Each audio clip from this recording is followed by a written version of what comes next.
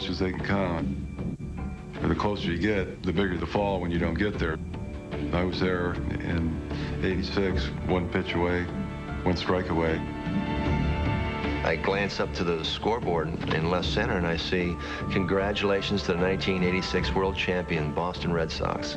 First time since 1918. I'm almost in tears. I'm just excited, you know. This is great. I was feeling it, digging myself, and we were digging ourselves. We're all concentrating getting that last out. It was a Saturday night. It was daylight savings time. I mean, people were partying. Everybody remembers where they were, what they were doing. We were sitting in this bar here in New York. We buy all the champagne, tell them to open it all up so that even if we don't end up drinking it all, nobody else is going to have any because it's going to be flat by the time we're done. People had champagne in Mass General, where the nurses were preparing to celebrate with everybody when they woke them up for the medicine. Banners were hanging everywhere. I mean, it was such a thing of pride for us to finally win the World Series.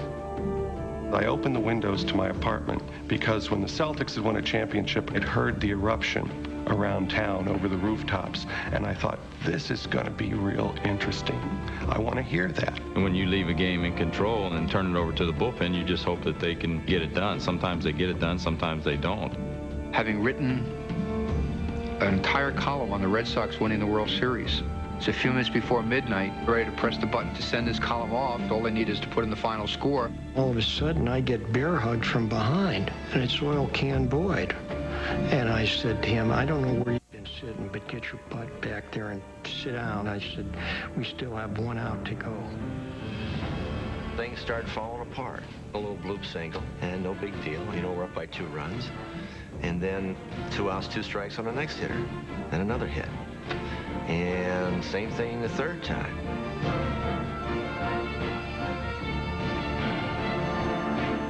The game's tied, and you know, they're just rallying back. I hit the ball down the first base side very slowly.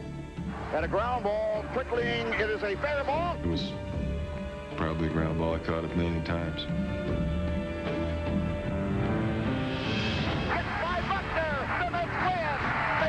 There was a discernible that went on across the town for about 15 seconds. It was agony. It was visceral. It was uncontrollable. You're next on WHDH. Eddie, the pain, and I'm still shaking. Nightmare of nightmares. This has made me physically ill. It meant something to all of New England that is very, very hard to explain unless you've experienced it. The Buckner era is the sports equivalent of the Kennedy assassination. And you're next on WHDH. Eddie, this is it. They ripped out my soul tonight, Eddie, and I haven't got any more to give. It was different than it would have been in any other city and with any other franchise. People took that personally in a way that no other set of fans in America could. Eddie, I've just got that sinking feeling. It feels like something died inside of me. It's probably the darkest day in Boston baseball history.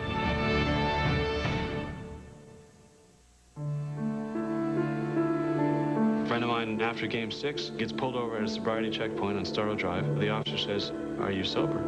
He says, "Officer, I've just had the most sobering experience of my life." The cop goes, "Oh, you saw the game, huh?" You have John McNamara, the manager, sort of being frozen at the wheel at the critical time. He couldn't make the moves that probably needed to be made, that he had made all year long, and that probably should have been made then. That morning, before the game, I wrote a column entirely devoted to the fact that Bill Buckner should not play, that he was playing on courage, and I said this game is going to find him. In my mind, Bill Buckner was the best fielding first baseman I had. And I had no qualms about sending him out there to play first base. I can't believe how McNamara can do the things he does. It doesn't make sense, and I'm an Irishman, too. It's the apocalyptic loss for the Red Sox. It's the one from which, until they win one, no one will ever feel safe. It was one of the great comebacks, and of course it was one of the great letdowns in World Series history. The comebacks for the Mets, the letdown for the Red Sox, and for their fans. I mean, they, with good reason, believe they've been cursed ever since Babe Ruth went from the Red Sox to the Yankees. Evidence indicates that they're right. The devil has taken a part in their destiny. And the bartender came over to me, a real wise-ass New York guy, and said, still going to want that champagne, boss? And I said, no, we don't want the champagne. He goes, well, I got some Mets fans, and they're willing to buy the bottles because they're already open. I said, nah, pour them down the drain. I'm paying for them. Ground ball to first base. Buckner. It goes by him. And here comes the winning run. I have to really honestly say that Boston can't blame me anymore for Bucky Dent, and I hope they take me off the hook after seeing what I saw tonight. Before the calamity of 1986, the year that had lived in infamy for the Red Sox was 1978. The 1978 pennant race actually ended in a tie, and of course it led to the one-game playoff. The Sox had blown, and that's the correct term, a 14-game lead after July 20th. Hit high in the air to left field. Going to the corner, Yastrzemski. It's over the wall. It's a home run. Mike Torres gave up the home run to Bucky Dent, and that became a lasting Boston negative, and as strong as the curse of the Bambino is, the curse of Bucky bleeping Dent is just about the same. The greatest rivalry in all of sport is Yankees-Red Sox, the Montagues and the Capulets, but that even went beyond to New York versus Boston, both immigrant cities. 19th century Boston was the commercial and cultural center of the nation, and towards the end of the century, New York began to usurp that reputation, and in a sense, Boston has never gotten over it. Bostonians have such a fixation and such an inferiority complex about New York.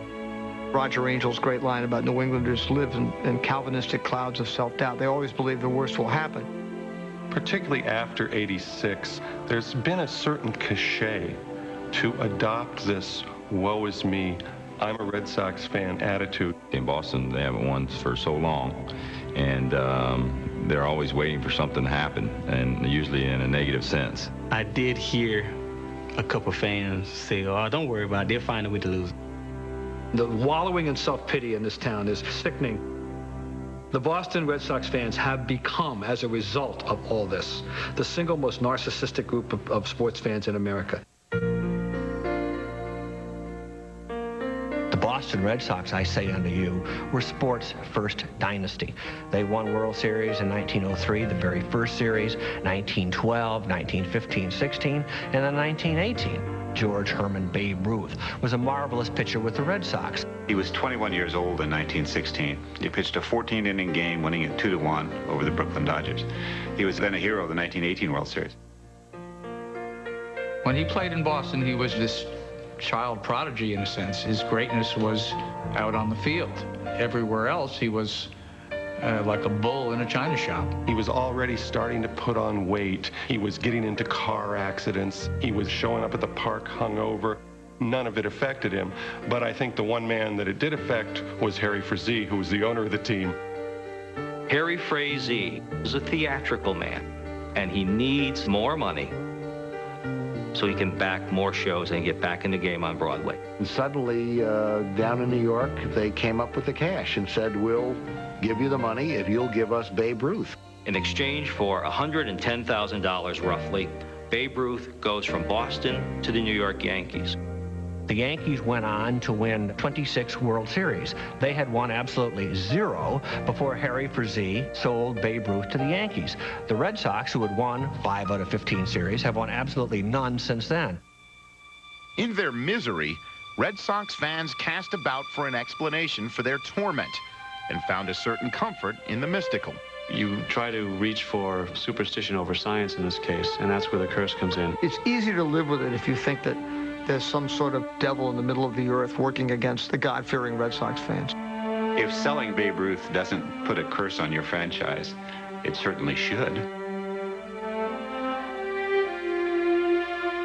There's a very good reason that the Red Sox haven't won since 1918, and that's management. I see it more as sort of the curse of Tom Yawkey. Yawkey became the owner of the Red Sox. He liked to hire people he was comfortable with, and they were not always the best people. Guys who played for Tom Yawkey were white, exclusively. There were no black guys on that team for a long, long time. They had a tryout for Jackie Robinson, 2 other players, and in attendance at the tryout were Joe Cronin, the manager, and Eddie Collins, who was the general manager. And during that tryout, one of those 2 people yelled out, "Get that nigger off the field." It's interesting that in Boston, which is a tough town traditionally for black athletes and fans, that the Bruins had a hockey player, Willie O'Ree, before the Boston Red Sox went out and got Pumpsy Green in '59. It is true that the Sox are the very last major league team to introduce a black player, but I think it's a cheap shot saying that the Red Sox are racist. I think that they're rooted in ineptitude, not color. It's the curse of the Bambino and the curse of Jackie Robinson, and they're not meant to win the World Series, and I don't believe I'll see them win a World Series in my lifetime.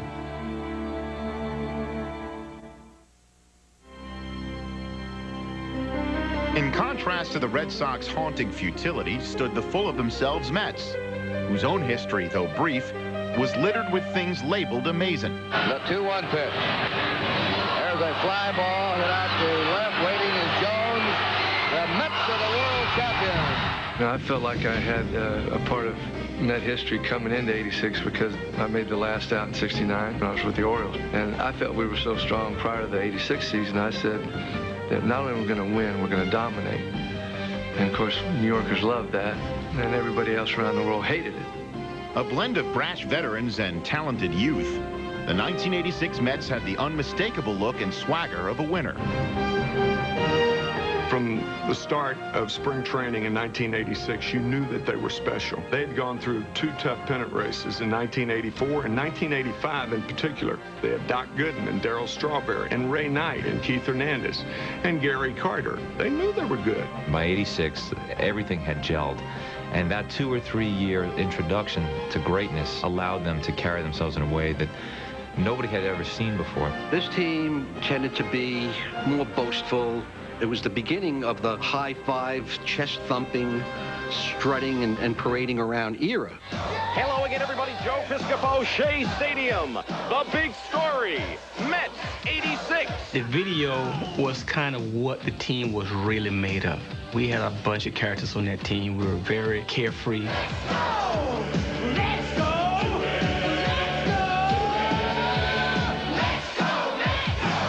Let's Go Mets was the Ben-Hur of sports videos. It was the most expensive, biggest, largest, silliest video production for a sports team ever. Make it happen! I can see where there was a lot of animosity from the other ball clubs. I mean, you don't do this. You don't have your own music video, and you don't give high fives and do curtain calls after home runs. We were pretty much a bunch of cowboys on that team. They stayed out of trouble. But let's just say there was a few late nights. You'd see them all over town, and you'd see them misbehaving. And Bob O'Heater called me, and he was on the line and said, have you any idea where I am? I said, well, it's 6 o'clock in the morning. And I said, if you're calling me at this hour, I'd have to guess you're in the can. He said, that's exactly right. Even though you're partying and all that, but it wasn't like everybody made out to be where it was every night thing or every weekend thing. We're all not church people on the team, you know, we're nuns or whatever. I mean, but, you know, we had fun. They had fun on the field, too. The Mets rollicked their way to 69 wins in their first 101 games. Whitey Herzog, managing the Cardinals, came out and said, we can't catch him. He threw up his hands. They played hard. Quite a few of them partied hard, but the fact was they were ready to play when the bell rang. And now look at this. Davis and Ray Knight. You would dread playing the Mets in '86. Confidence was not even in their vocabulary. Arrogance was written all over their face. People were looking at us like we were kind of bad boys, but I think we were just a very strong team. And I think that kind of worried teams, too, along the line. There was a bit of cockiness there, but still at the same time, we knew we had something to prove. The pitch on the way. Ground ball to the right side of the infield. Backman has it to Hernandez. Mets win. It's over. They won 108 regular season games. As Dizzy Dean said, if you can do it, it ain't bragging. And they could do it. In games 1 and 4 of the playoffs, New York faced a former Met, Mike Scott, that year's National League Cy Young Award winner. With a nasty splitter, Scott baffled and frustrated his former team. I didn't get very many hits off of Mike Scott. We all knew that he cheated, you know, and he admits to it today. You have guys that are accused of corking bats Stealing signs, spitballs here and there. I'm sure it happens. Oh, well, we'll never know. He did cut his ball because we saved the balls. Come on, it was just like razor blades or pecs, all in the same spot. And like on the round part of the ball where the seams are, like this, the wide part, you cut in right here. Well, you can see that finger that he holds out of his glove. He does not have any tape on it tonight, so I guess he didn't bring the sandpaper. No, you got people thinking. There was just so much focus on cheating. He's cheating, he's cheating, he's doing this to the ball. But the fact is, they weren't going to do anything about it. So we had to come up with a way to try to combat it, and I don't know that we would have. If they go to Game 7 the way Mike Scott was pitching, they wouldn't have beaten Mike Scott that year. Nobody would have beaten Mike Scott. Last inning heroics by Lenny Dykstra and Gary Carter propelled the Mets to a 3-2 lead in the series. But with Scott looming as the Game 7 starter, Game 6 became a must-win. You talk about Game 6 of the World Series. Well, Game 6 of that league championship series has to be one of the greatest games played in the history of the game. We were down 3-0 in the 9th inning to Bob Knepper, who was throwing a 3-hit shutout against us. And we come back and we score 3 runs to tie it. How in the world do you stay calm here? Well, you don't. We went extra innings. We had a 1-run lead, and I said to Mel Stottlemyre, Mel, you know, we've got to remember that it doesn't get any better than this. This is the greatest time in our lives.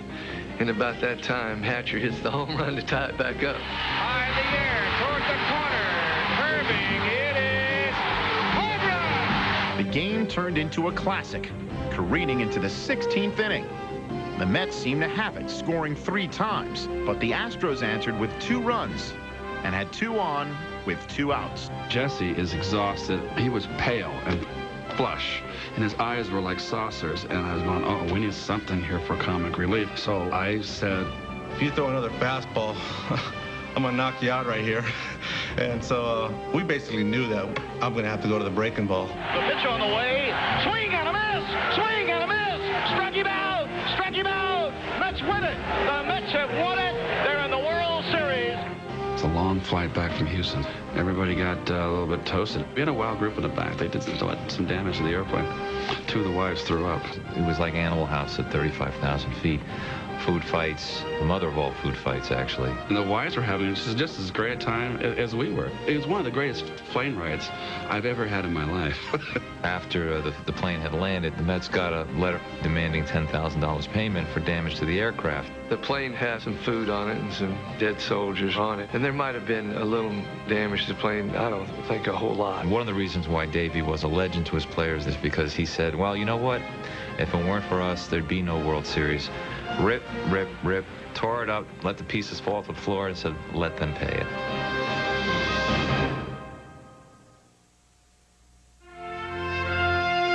The forlorn history of the Red Sox is littered with one false spring after another.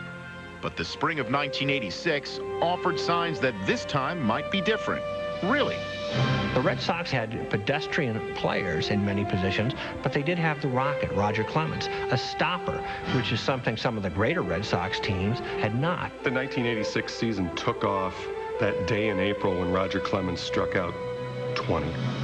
Got caught in traffic. They were minutes away from naming another starter. 45, 50 minutes went by, and I didn't move 2 car lengths, so I'm starting to panic a little bit. Motorcycle policeman pulled up next to me. He goes, aren't you on the mound tonight? I go, yes, and I'm late. And he goes, well, follow me. And I busted through the clubhouse door. I was already sweating pretty good, and went out there.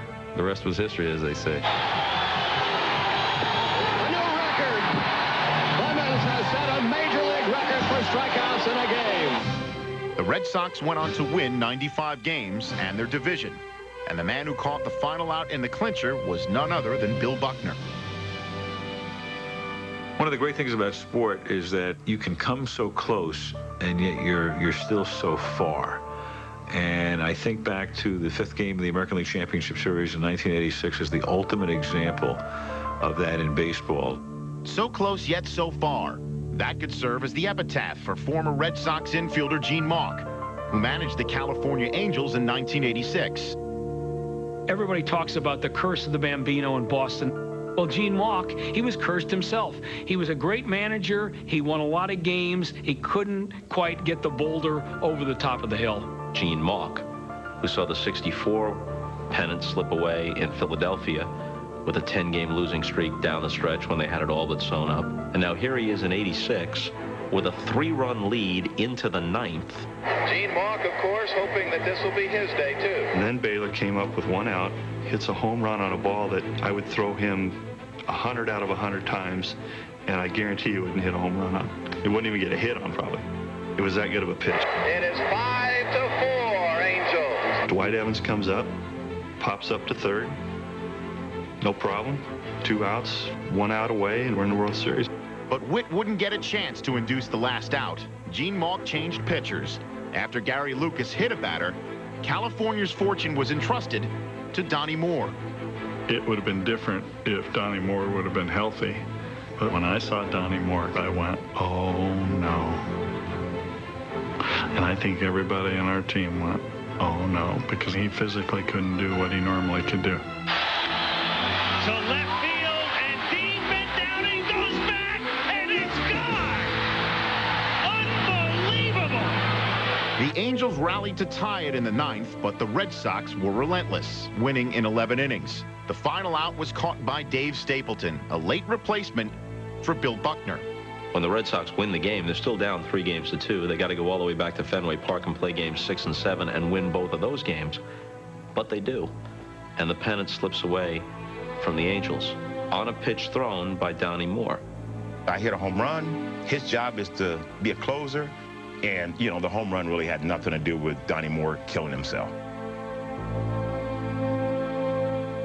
What we as baseball fans often forget is that while the cheers gradually fade away, the boos linger forever. You can't be 1 strike away from the World Series and having everything going and just I feel like somebody just reached in and grabbed all your guts out of you. You're just empty. It hurts when you're that close. 10 days later, I felt the same pain.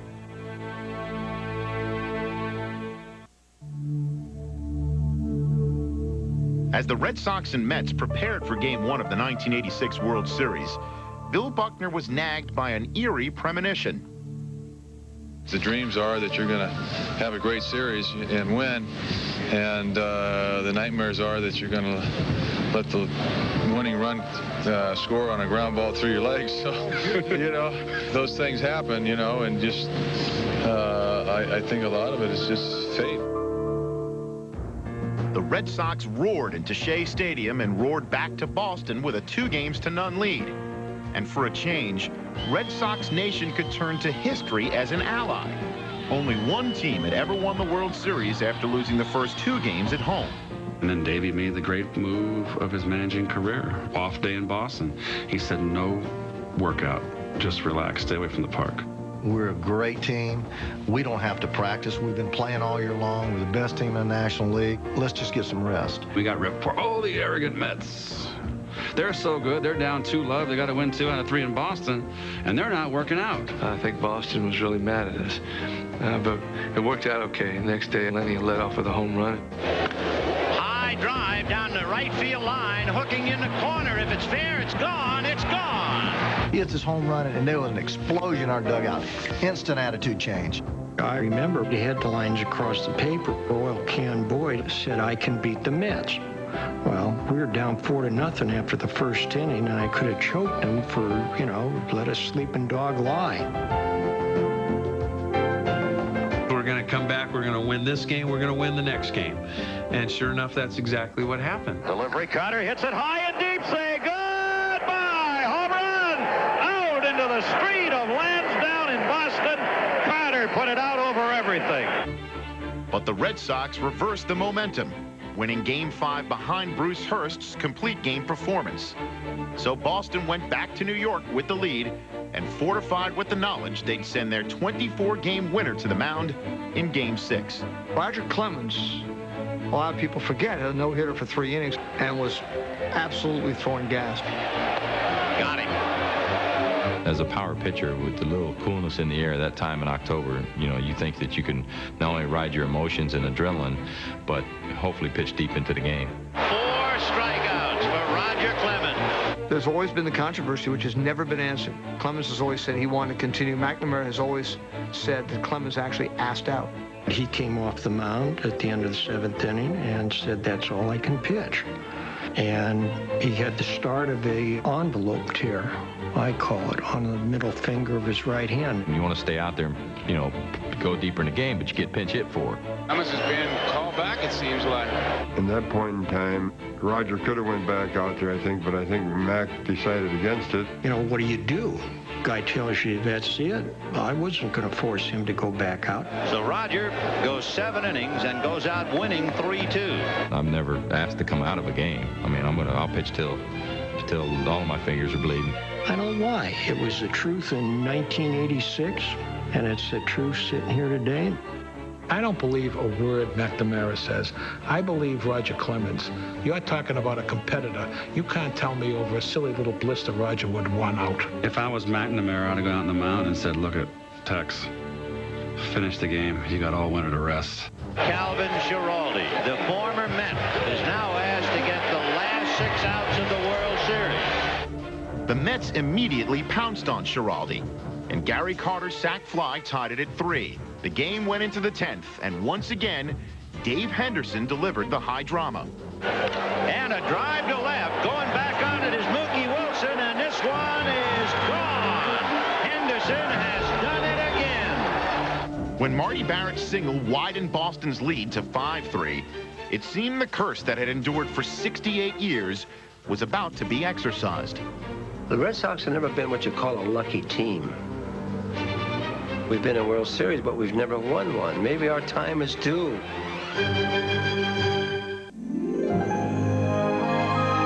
Ahead by 2 runs and needing only 3 outs, the Red Sox at last were poised to purge their ghosts.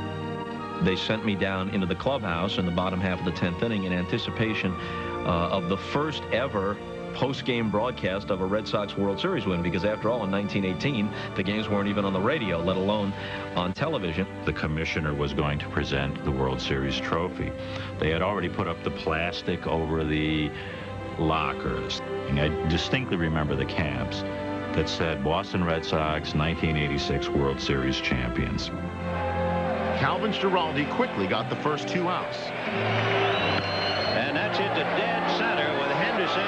I'm saying and all that to the fans out there. Of course, we had 2 outs, and hey, I could see we're going to be world champions.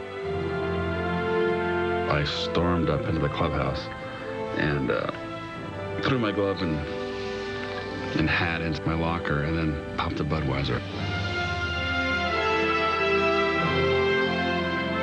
I mean, when you're down with 1 strike to go, nobody's on base, down a couple runs, it was over.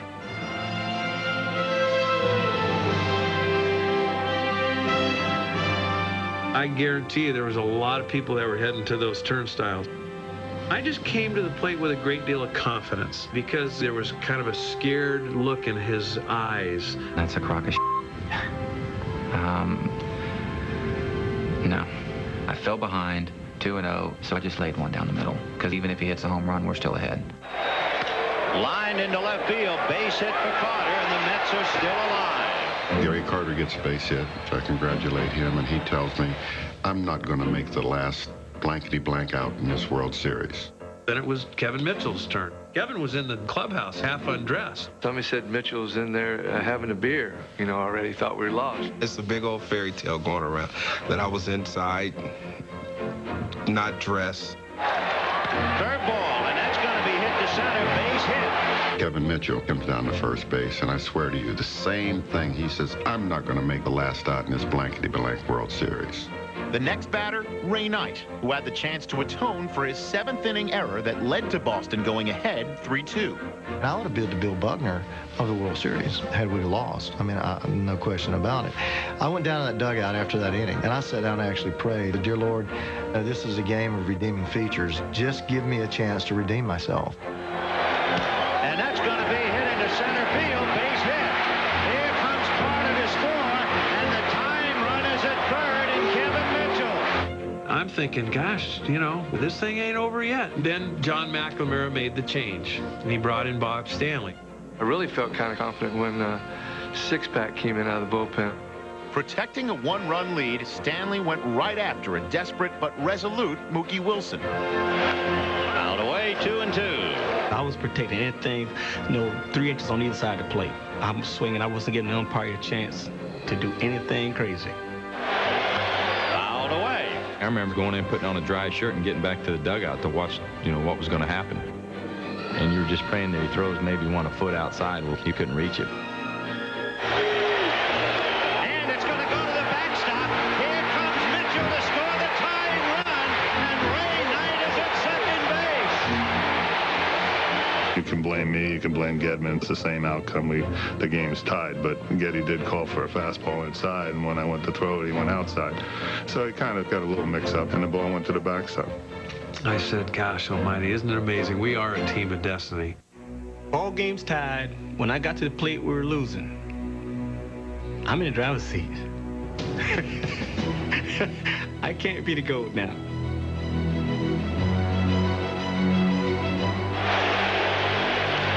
Little roller up along first, behind the bag. It gets through Buckner. Here comes Knight, and the Mets win it.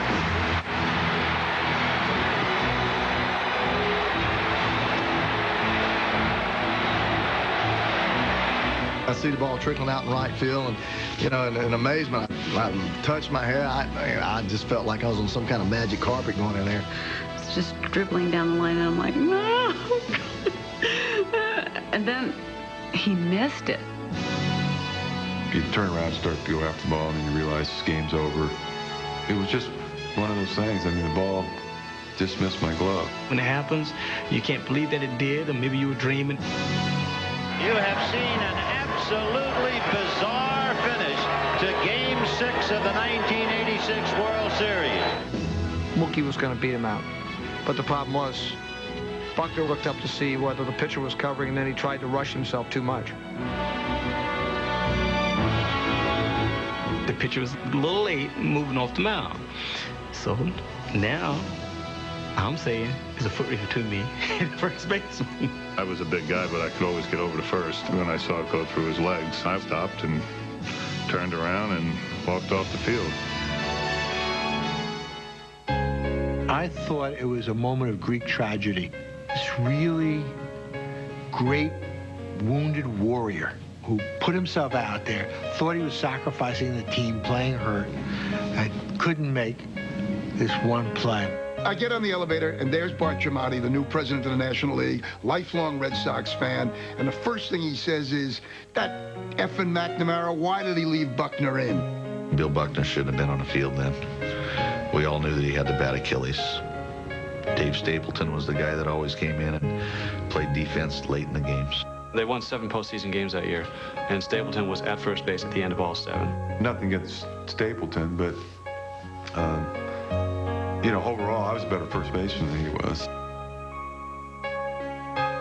I'm not going to knock Dave Stapleton, but Buckner was better, and we'll leave it at that. I understood that McNamara wanted Buckner to be on the field when they won. He deserved to be out there. He deserved to be out there jumping up and down if we won it. You managed with your head, not your heart. Sentimentality had nothing to do with Bill Buckner staying in that ballgame. John McNamara, great compassionate man, great manager, the most fair man I know. He believed in Bill Buckner, and he was the one that really got it right. Boston fans, they'll never believe that.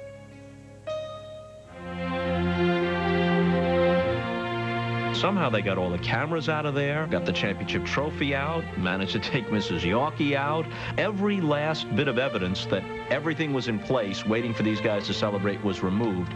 By the time they came ashen-faced down that tunnel and back toward the clubhouse with the whole thing having slipped through their hands.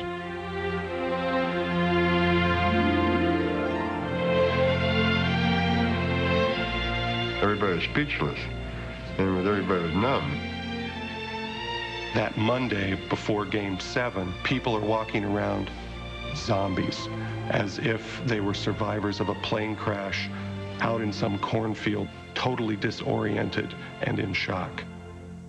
Swept up by momentum and playing with brimming confidence, the Mets turned the deciding game into a fait accompli. Sure enough, Knight and Darryl Strawberry clubbed home runs as the Mets overcame an early 3-0 deficit. Boston loses Game 7, no matter if they were 5 runs ahead.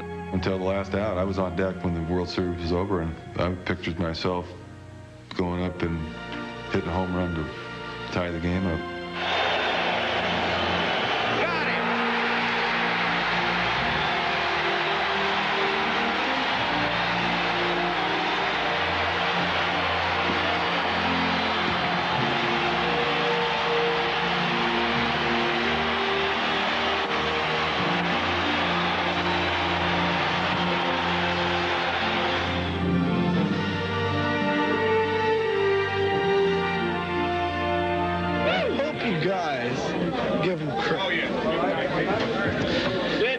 Because it's tough in Boston to get credit. You saw the players crying. I was crying. My family was crying. The whole feeling was that New England was crying because of that loss. Everybody dreams about being the star in the World Series, and it just didn't happen.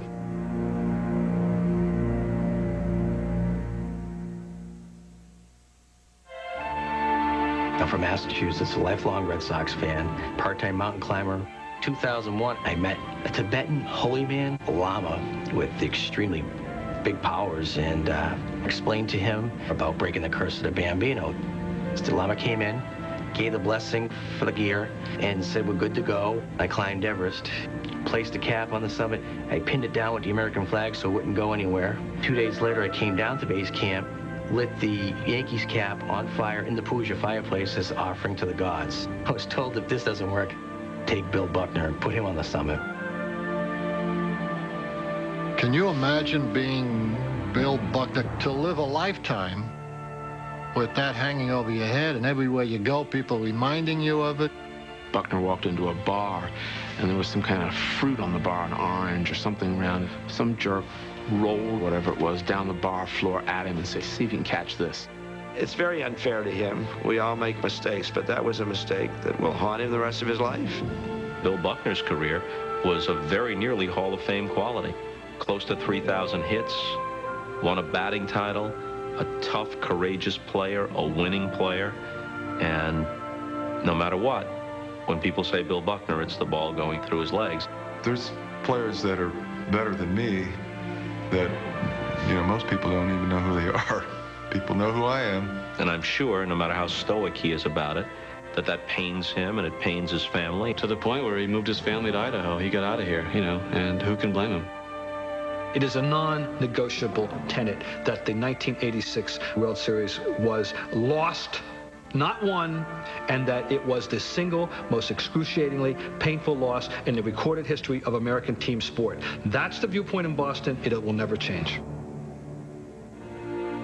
While the Red Sox had grown accustomed to their demons, Dwight Gooden and Darryl Strawberry were just beginning to encounter their own.